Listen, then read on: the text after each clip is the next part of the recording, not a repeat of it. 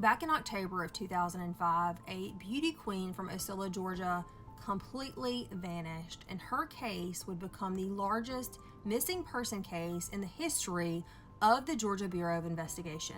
As true crime enthusiasts, we all have those cases that kind of consume us, suck us in and consume us.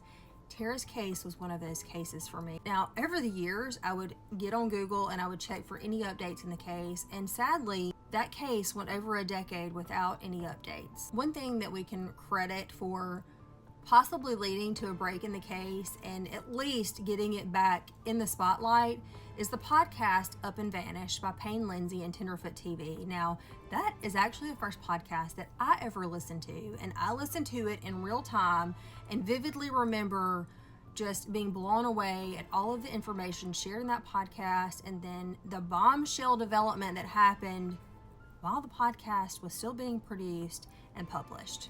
I'm going to come back to that in a minute. I want to go ahead and share more details about Tara's disappearance, and then I'll come back to the podcast. So on Saturday, October the 22nd of 2005, Tara attended a beauty pageant there locally because she was a coach for some of the contestants in that pageant. After that pageant, she attended a barbecue. It was a very normal night for Tara. Then she went home, and nobody realized that there was any issue at all until that Monday morning, October the 24th, when she failed to show up for work. Her coworkers immediately knew that something was not right, and they called law enforcement, who went to her home. When law enforcement got to her home, Tara was nowhere to be found. However, her vehicle was there, her cell phone was there, but her purse and her keys, along with her, were missing.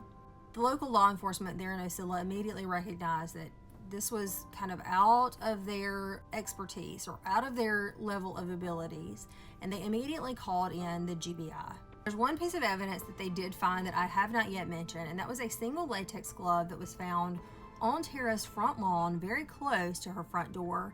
That glove was sent off for DNA testing, and they did find that there was DNA belonging to a male. However, they ran it through all of their systems and no match came back. Like I said, Tara was very beautiful, she was very popular, and she drew a lot of attention for men. And there were a couple of men whom she either was involved with or had been involved with who were at least on the radar of the GBI, but both of those men had alibis that checked out, and their DNA did not match that DNA found on that glove. So for years, over a decade, this case kind of just grows cold. No one has any clue what happened to Tara. There are no sightings of her. There's just nothing. It was just like she vanished. And then in August of 2016, a podcast called Up and Vanished published its first episode, and it was on the disappearance of Tara Grinstead. Like I said, I was listening to that podcast in real time and just remember there were several things that happened during the course of that podcast that were very shocking to me.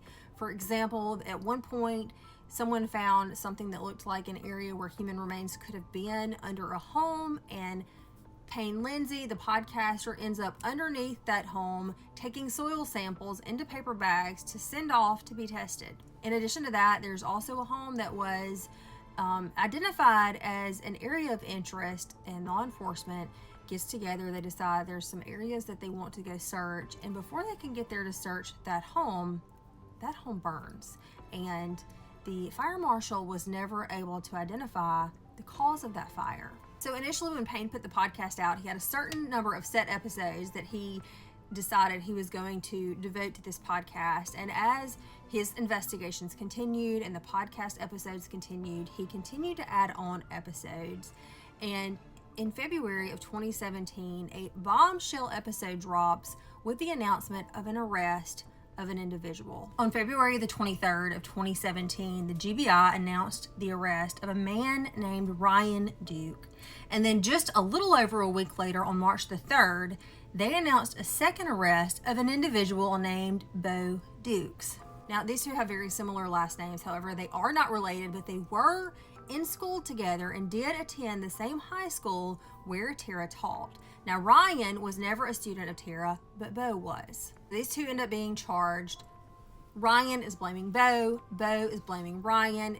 They both do admit that they had something to do with disposing of her body, which I have not yet mentioned, but what they actually did is they took her body to a pecan orchard that belonged to relatives of Bo Dukes, and they ended up burning her body. Neither one of them are taking responsibility for her actual murder. They are each blaming the other one. So it's said that this was basically a burglary gone wrong. She was accidentally killed, and then they, of course, had to dispose of her body to cover their tracks. Finally, in 2019, Bo Dukes goes to trial, and he is found guilty for his role in disposing of her body, and he is sentenced to 25 years in prison. And then 3 years later, Ryan Duke finally goes to trial.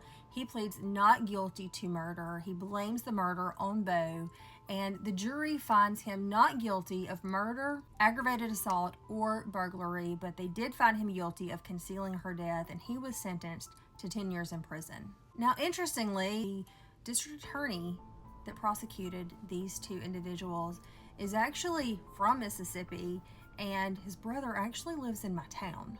So what broke the case, right? So this is what happened. Allegedly, the girlfriend at the time of Bo Dukes came forward after Bo confessed his and Ryan's involvement to her, and she knew that she had to turn that in. So she makes the report, and I guess an investigation is done, which ends with the arrest of those two individuals. Now, listen to this. 1 month after Tara disappeared, 1 month after they burned her body at that pecan orchard, Bo Dukes had a party there at that pecan orchard. He got very intoxicated. He came clean to an individual about his involvement and Ryan's involvement. That individual called that tip in to the GBI 1 month after Tara's disappearance, and the GBI completely dropped the ball on that. So over a decade of pain and suffering and anguish, and her family having no clue what happened to her and where she went, was completely unnecessary, because they had all of the answers that they needed there in the very beginning to make the break in this case and to solve it. And it's wild because we hear about that happening so often, like the Delphi murders. Same thing, right? So I have to wonder, how many times does this happen? How many times does law enforcement have all of the information that they need basically in the very beginning, and someone drops the ball and it leads to a cold case that's not solved, or never solved, or takes decades to solve? But look, if you have not listened to the podcast, Up and Vanished Season 1, it is one of the most well done podcasts. Very, very interesting, because as I said, there were so many developments happening in real time as these podcast episodes are being dropped. I highly recommend that you go check it out. You can find it wherever you listen to your podcast. Like I said, it is called Up and Vanished Season 1.